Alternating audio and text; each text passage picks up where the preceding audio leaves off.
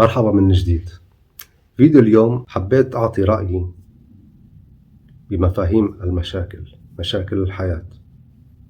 طبعا لما بنقول المشاكل متعددة، ولكن أحصرها شوي وأخصصها بمشكلتي مثلا مع الأصدقاء أو أصدقاء العمل أو المعارف.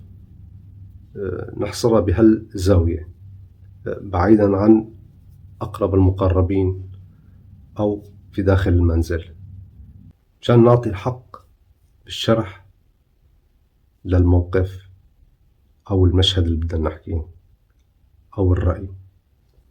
المشاكل تبدأ باختلاف وجهات النظر بين شخص وشخص بداياتها. من هون لازم نعرف كيف نحل المشاكل، ونحن في مرحلة بحوارنا مع بعض عند اختلاف وجهات النظر بالبداية. لما بدك تشوف رح يرتفع حدة النقاش وبده يعلى الصوت، من هون تبدأ المشكلة، لأنه الوجهات النظر في اختلافها ما هي مشكلة، بس نحن اللي عم نوصلها لمشكلة. لا بتقبل وجهة نظرك وانت ما بتقبل وجهة نظري. برأيي قبل ما يتفاقم الأمور ويتجه لنحو النقاش الحاد ويصير مشكلة، منوقف نقطع الحديث أو الحوار. هيدا أسلم حل، ونعطي بعض فرصة ومنقول بعدين نكمل الحديث. بالمرحلة الثانية، وهذا كمان كتير مهم، ببرك مع نفسي وبسأل نفسي ليش ما بتقبل صديقي أو هذا الشخص. هل يا ترى إنه ما هو منطقي، أو الشيء اللي عم بطرحه بيأثر فيني؟ وكتير كتير استفهامات راح يكون فيه لما بتبرك مع نفسك وبتعيد النظر وبتكون متفرج. أهم شيء تكون متفرج للمشهد اللي صار بالاختلاف الرأي.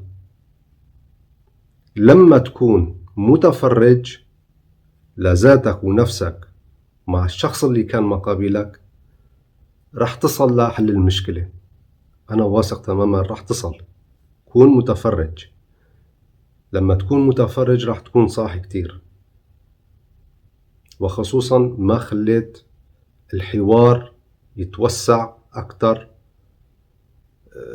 ويتخذ طريق العدم التفاهم ما بين بعضكم البعض.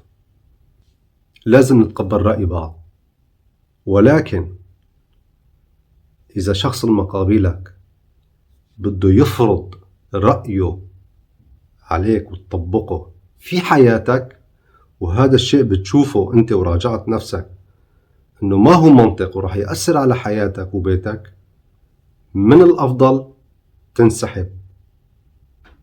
وإذا ما فيك يعني تنسحب انسحاب كلي، قد يكون هذا الشخص أنت مجبر تتعامل معه، بجوز يكون يعني صديق في العمل أو مديرك إلى آخره.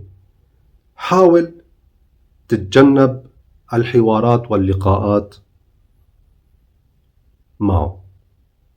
الجلوس مع الذات شيء كتير مهم،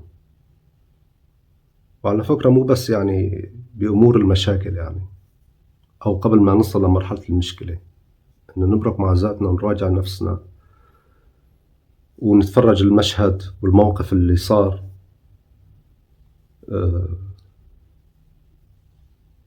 بفيدنا كل شيء بالحياة، بتعاملنا بالحياة. برأيي كل ليلة قبل النوم نراجع نفسنا، مو بس بمواقف المشاكل أو اختلاف وجهات النظر، بكل أمور الحياة. أنا شو سويت؟ شو عملت اليوم؟ شو حكيت؟ شو قدمت؟ كيف تعاملت؟ كيف تعاملوا معي؟ لما بنبرك مع نفسنا ونكون صريحين مع حالنا ومع ذاتنا، راح نرتاح كتير، راح يصير عنا وعي أكتر وأكتر. الجلوس مع الذات والصراحة مع حالك ونفسك بتريحك كتير وما بتخليك تقع في مشاكل. رسالتنا على طول هي الإنسانية والحب والسلام. بحب على طول أحكي بطريق السلم والحب والإنسانية عن كل شيء، إن كان عن السياسة، عن المجتمع، بكافة وجهات النظر، أمور الحياة، بالثقافة. وطبعا في كتير طرق لحل الأمور بالحياة أو المشاكل.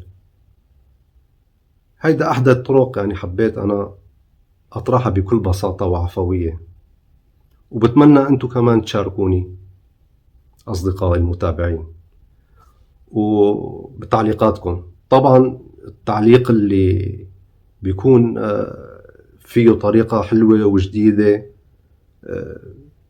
رح أحكي فيها، طبعا باسمه رح أحكي فيها، يعني منحب كل شيء يكون جديد وفيه وعي وفيه تقدم وفيه سلام وإنسانية.